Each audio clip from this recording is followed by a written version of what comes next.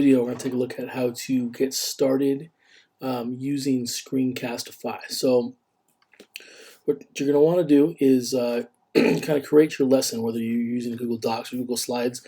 For me personally, I like to use Google Slides and then record my quote-unquote lecture. It's a real easy way to kind of record a lesson with Screencastify. So I'm going to start here with this presentation right here.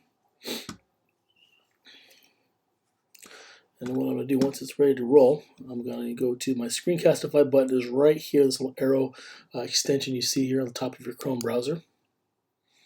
The first time you use it, there's going to be some you have to sign in. You're going to have to give permission to access your microphone. I've already done that, so once everything's all set up, you're going to have right now a 5-minute limit per video unless we get the Screencastify premium license, which is likely to happen, and then you'll have unlimited recording time.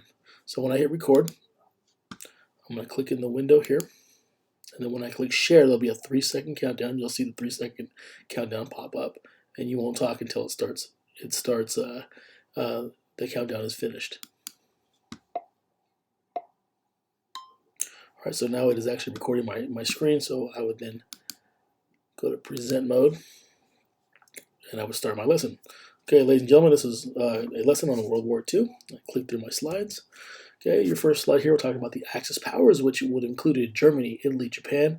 And another word is that kind of ties them all together. They were all three of them totalitarian dictators. So we have Hideki Tojo of Japan, Benito Mussolini of Italy, and Adolf Hitler of Germany.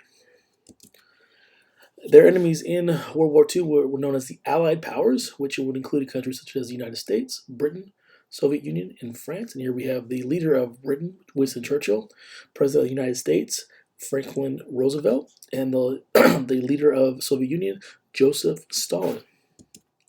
In the European theater of the war, some important days to remember would be things as D-Day, when the Allies invaded northern France to try to kick out the Nazis, the Battle of Britain, mainly an air battle between the Royal Air Force of Britain and the Nazis' Luftwaffe. We have the Battle of Stalingrad, which was a turning point in the European theater where Hitler was actually pushed back for one of the first times. And recently a movie came out about the miracle at Dunkirk when British soldiers were miraculously saved from capture. So we're pictured here, this is actually a picture of D-Day. This is a color image of the Luftwaffe, the Nazis' Air Force during the Battle of Britain. And here we have the devastation from the Battle of Stalingrad. Here we'll talk about the Pacific Theater, where the battles were fought in the Pacific Ocean. So major events include the Pearl Harbor, Battle of Midway, island hopping, atomic bomb, and the Japanese surrender. So here we have images of the first 2 atomic bombs that were used to make the Japanese surrender. Here we have the devastation and destruction of the U.S. fleet at Pearl Harbor, and what the U.S. strategy in this war, in this theater, was called island hopping, and it shows how they hop from island to island, trying to push the Japanese back to their home. So if I'm done with my lesson here, I would click Stop Sharing down here, and immediately it will open up as a preview. You can unmute it right here, and you can listen to yourself and see how your lesson went. And if you think, you know what, I didn't do a good job, all I would have to do then is click on the trash can and it would be deleted automatically. So if I'm good to go, I think, you know what, this is a video I want to post for the students. I'm going to go ahead and title it up here. There we go.